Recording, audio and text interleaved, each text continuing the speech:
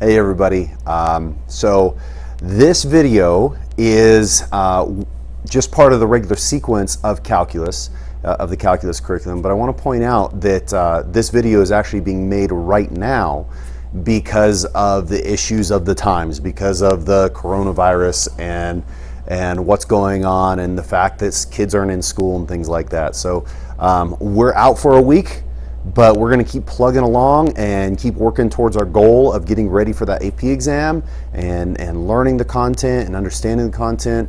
And I get the extra burden that people have in life because of the issues that are going on, but I also want to hold true to my duty as a teacher to teach you well, and I want to make sure that you guys are getting prepared in the way that you should be prepared, and not trying to cause hysteria and worry. I just want to go about normalcy so that we can continue on learning calculus. But with that said, here is warm-up 8.12. Hopefully you took a look at it and did it, but let's take a look at number 1. It is giving us the graph of f and g, and then it also tells us that I need a good marker. It also tells us that p of x is equal to f of x times g of x. And it's asking us for p prime of negative 2. So the first thing we have to do is take the derivative of this guy, and to do so we have to use our product rule.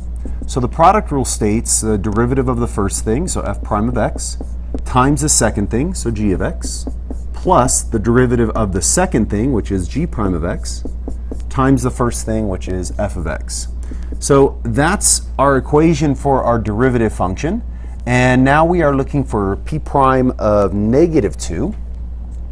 And so we're going to plug in negative 2 here. So f prime of negative 2 times g of negative 2 plus g prime of negative 2 times f of negative 2. And normally this is an easy problem to just, we figure out those values, plug them in, and simplify.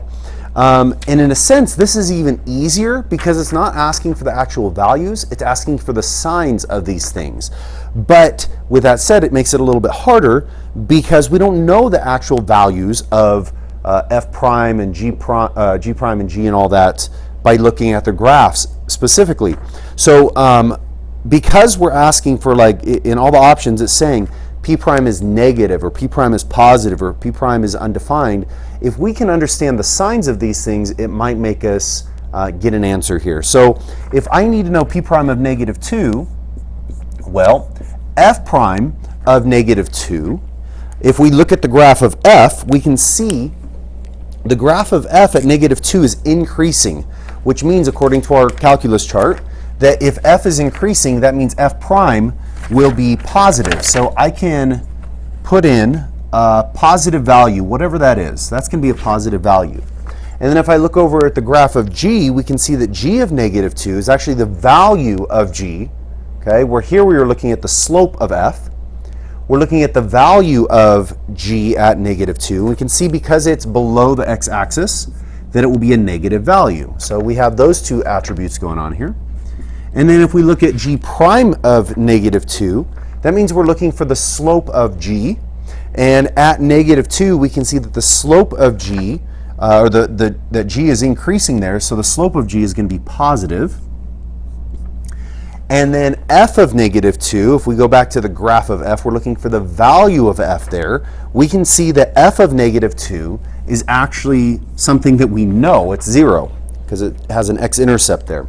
So we have this bit of information, and then we can simplify this a little bit, knowing that 0 times any number is 0. So we can say p prime of negative 2 is equal to, well, positive times a negative is a negative number, and then plus a positive times 0 is just 0. So we can say then p prime of negative 2 is a negative number. So p prime of negative 2 is less than 0, which makes A our answer. Okay. For number 2,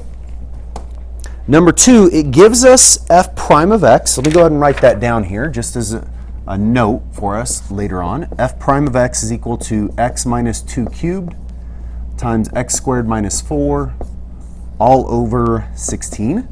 And then it also tells us that g of x is equal to f of x squared minus 1. And it's asking for g prime of 2. And that's the question here. So we're looking for g prime of 2, which means, again, we need to figure out the derivative of g. So that's going to be g prime of x. And then to take the derivative of this side, we have to use the chain rule. So the derivative of the outside thing would be f prime of the inside, so f prime of x squared minus 1. And then multiply that by the derivative of the inside. Well, the derivative of the inside is 2x. So there we have our g prime function. And we have to plug in 2 to figure that out, to evaluate that. So g prime of 2 is going to be equal to f prime of 2 squared minus 1 times 2 times 2. And then we can simplify it from there. We're going to get f prime of 3 times 4. And then to finish that evaluation, we're going to have to plug 3 up into our f prime function and then take that answer and plug it into there. So we could say that f prime of 3 is equal to 3 minus 2 cubed times 3 squared minus 4 all over 16. That simplifies to 1 cubed times 5 over 16, which is 5 over 16. So that is f prime of 3. We need to take that, plug it back in here.